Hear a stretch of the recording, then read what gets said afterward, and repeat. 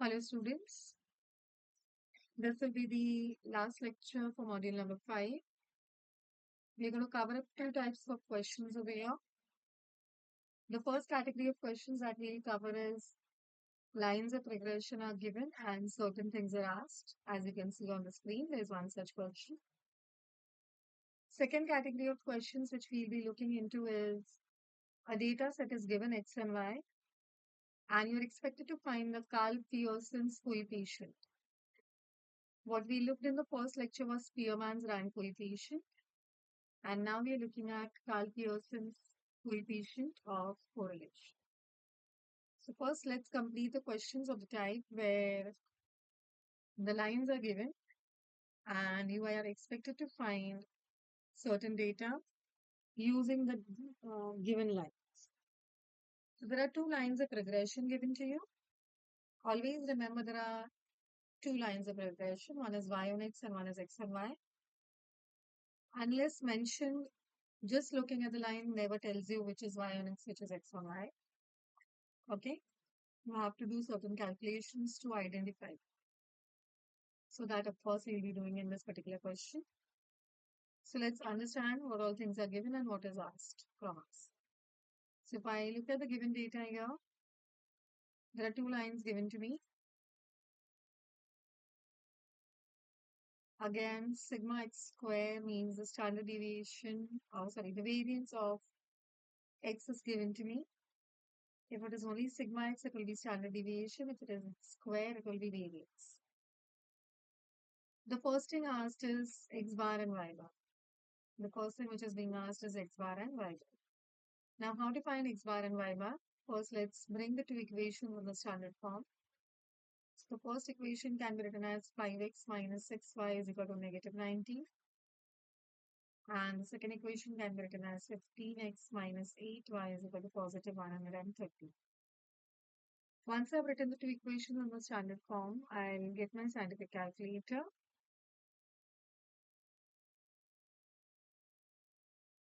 Now, using the scientific calculator, we are going to solve these two equations. We'll go to the equation mode, linear equation of the first category. 5, negative 6. Okay, I think I wrote the wrong entry now. Okay, let me finish this. Negative 6. This was 5.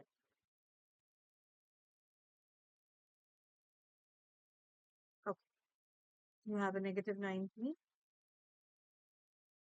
15, negative 8, and 130. So the value for x is 30 and the value for y is 40. These values are nothing but your x bar and y bar. These values are nothing but your x bar and y bar. So x bar is 30 and y bar is 40. We get them by solving the two equations. Okay. By solving the equations, we get x bar is 30 and y bar is 40. So we found these values. Now once we've got these values, let's move to the next calculation, that is R. Now to calculate R, what are we expected to do? We are supposed to find bxy, byx. Those are basically the slopes of the lines of regression. When I say bxy, it means the slope for the line x on y. And when I say byx, it would be the line of regression for the y on x. So let's see how will we find that.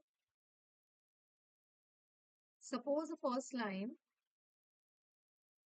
that is 6y is equal to 5x plus 30, is a line of regression of y on x.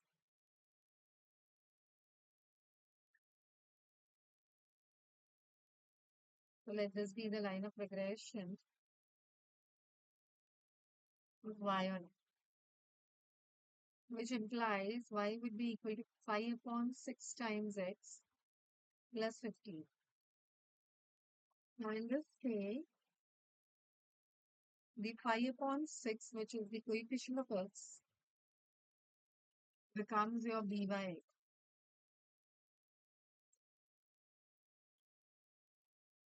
And if this is a line of y on x, the second line becomes x on y.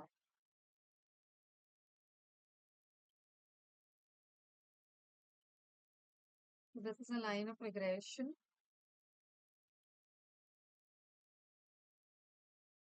of x on y. Again dividing by 15.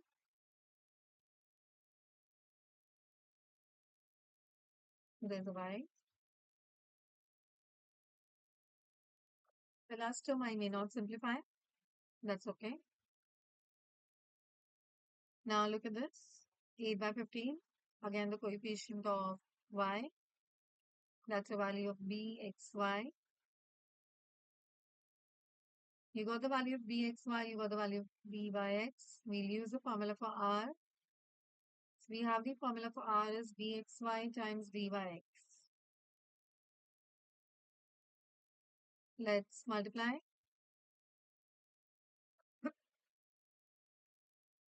8 over 15 multiplied by 5 over 6.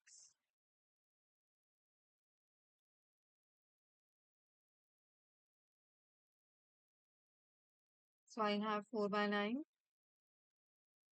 And let's remember that r lies between, okay, this is r square. So this is r square. So let's first compute r. So r can have plus minus 2 by 3. Now the sign of r, it could be both positive as well as negative. The sign depends on the sign of bxy and byx. Both of them will always have the same sign. So since in this case, bxy and byx are positive, both of them. Therefore, r will also be positive. And this value of r is between -1 and +1. Therefore, this is a correct value. What if this was not the correct value? You will have to exchange the lines. The first one will become x on y and the second will become y on x, and then you'll be able to calculate r. So anyways, in the first try itself, we got the value of r as 2 by 3. This was the second thing which was asked in the question. First thing is also done. Now let's move on to the third thing, that is sigma y square, the variance in y. So for that, let's look at the formula. You have the formula bxy is r times sigma x divided by sigma y. So we have these values. Let's substitute them. bxy in this case was 8 by 15.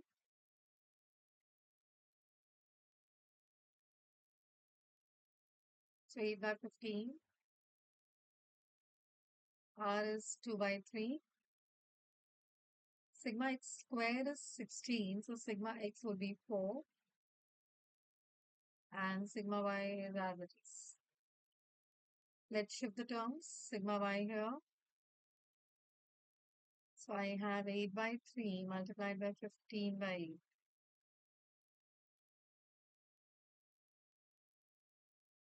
So sigma y is 5.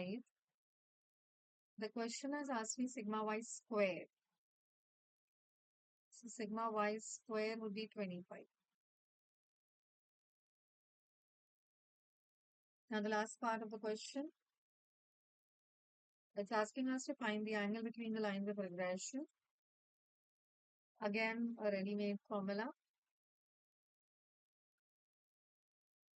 So the angle between the lines of regression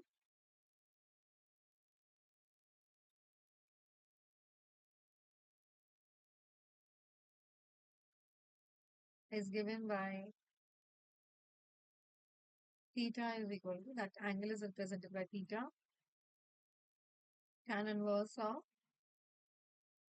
byx multiplied by bxy, that's your r square, minus 1 divided by byx plus bx. So let's substitute the values. This is tan inverse 4 by 9 here because it's r square, minus 1. byx and bxy, we have it here. byx is 5 by 6 and bxy is 8 by 15.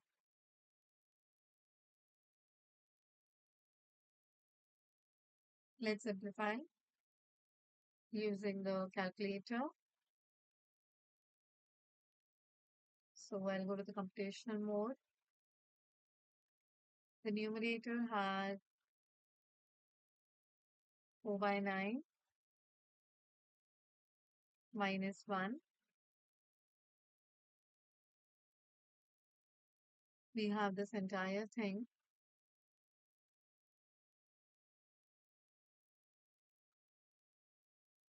divided by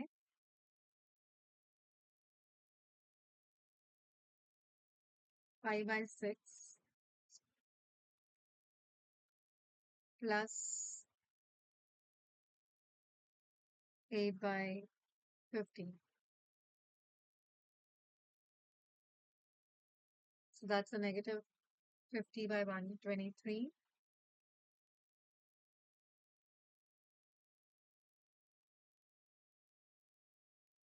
You can definitely use your calculator to simplify it further, or you may leave it as it is. If I was to calculate the tan inverse of the answer, this is the value in radian. This is the value in radian. So the value is negative 0.3861.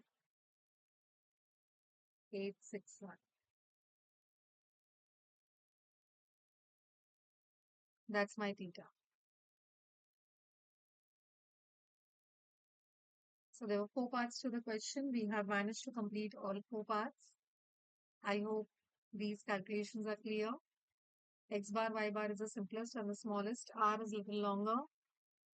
Sigma Y square is dependent on the value of R, and angles between them are also dependent on Vyx and Bxy, whatever you found for. Okay. Moving to the next question of the same category. Says true or false with justification. If two lines of regression are given to you, then the correlation coefficient is positive 0.5. This is what is given in the question. So again, the lines of regression are given to you, and we'll have to manually check if this is correct. The line coefficient is 0.5 positive. Okay, we need to check that. So let's begin with one of the lines as y on x and the other as x on y. So let x plus 3y negative 5 equal to 0 be the line of regression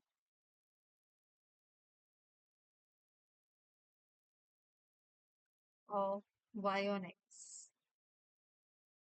Now when I take it as y on x, I have to keep y alone on one side and shift everything else on the other side. The coefficient of x becomes your by.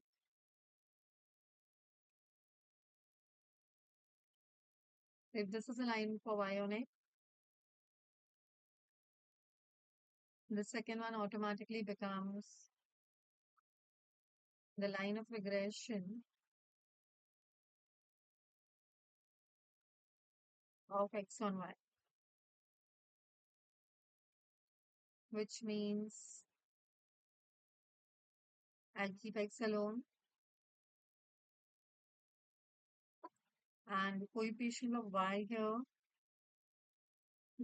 is going to be bxy. Observe both the signs are always going to be same. In this case, both are negative. Previous case, both were positive. Now let's calculate r square.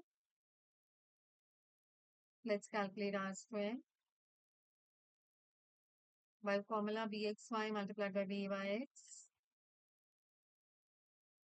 substituting the values, negative 1 over 3 into negative 3 over 4. 3 gets cancelled. Minus into minus becomes plus. So I'll have r square is 1/4, which means r is plus minus 1/2. Now since both byx and bxy are negative, r will also be negative, which means r is negative 0.5. So the given statement is false.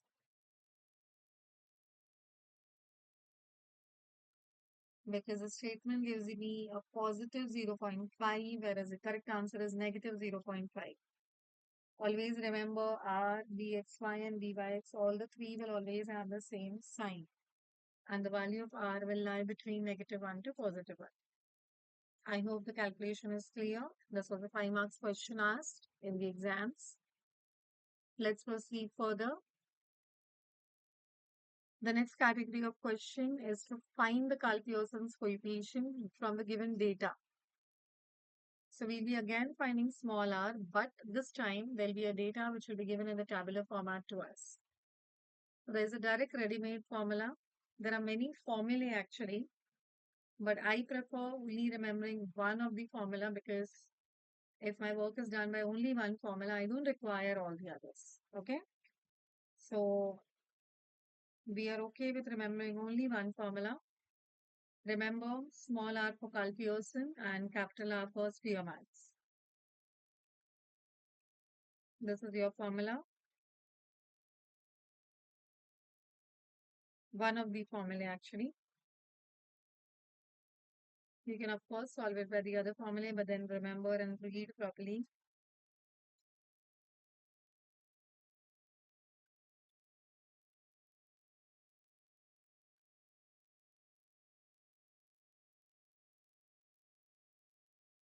So the denominator are nothing but the variances of, the standard deviations of x and y multiplied with each other.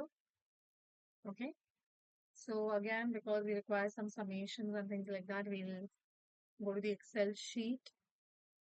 We'll input the values of x and y here. So let's bring in the values. It's 18, 20, 34.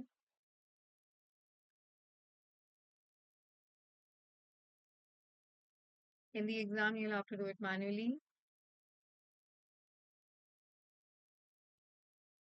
Let's move to the values of y. 39, 23, 35.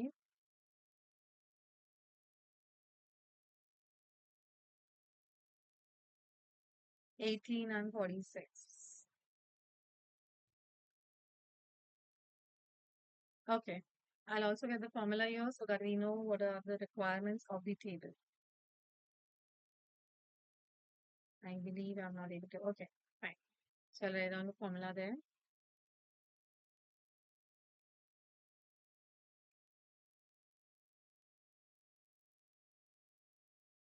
Okay, doesn't allow me to write down things. Okay. So let's look at the formula from there and keep creating the table here. We first require x into y. We'll create a column separately for x times y. And that's going to come by the multiplication of these two numbers. You are expected to use a calculator. So let's complete the column. We'll calculate the totals a little later. The next thing in the formula we require is summation of x and summation of y. So we'll calculate the total of x column and y column. We also require summation x square and summation y square in the denominator. So let's prepare the columns for x square and y square. So x square is going to be x multiplied by itself.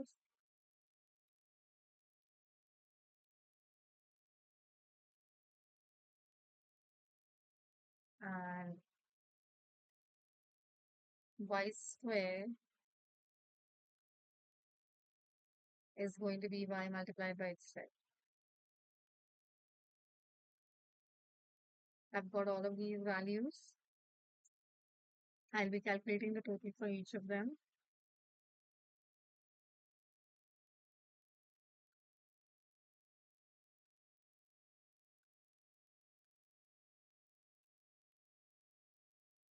Let me highlight the totals. Okay. Let's substitute these values in the formula or the formula which we have. So here in this formula, n is always the number of observations. So the number of observations here is 5. Summation of xy. So 3840. 5 times 3840 minus summation of x into summation of y. So 136 into 161.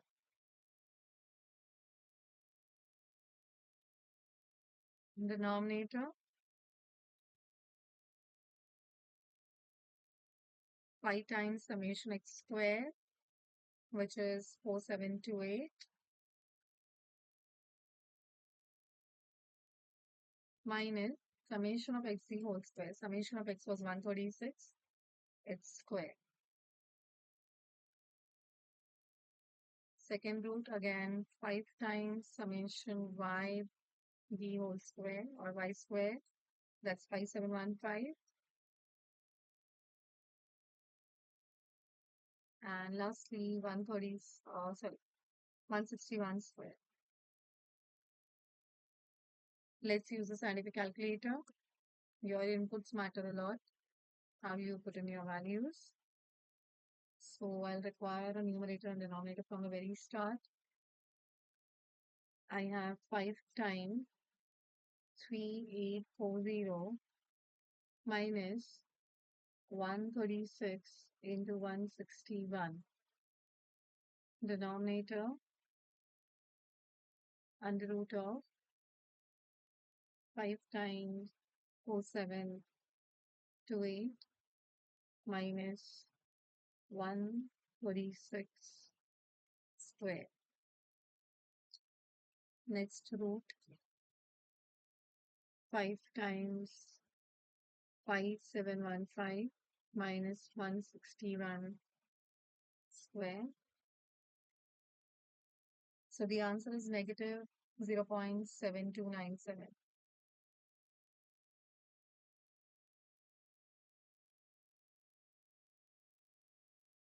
That's your value of Pearson's coefficient, that is small r. Observe the value will always be between -1 to +1. And you just had to apply the formula, create the table, and put the values in the formula. Okay. So now we have few more questions in the same category, which I will not be doing. You can use it the same kind of table, substitute the values using the same formula, and you get the answer. I hope the two types of questions which we took up right now are clear with everyone. The first category of questions was when the lines of regression are given.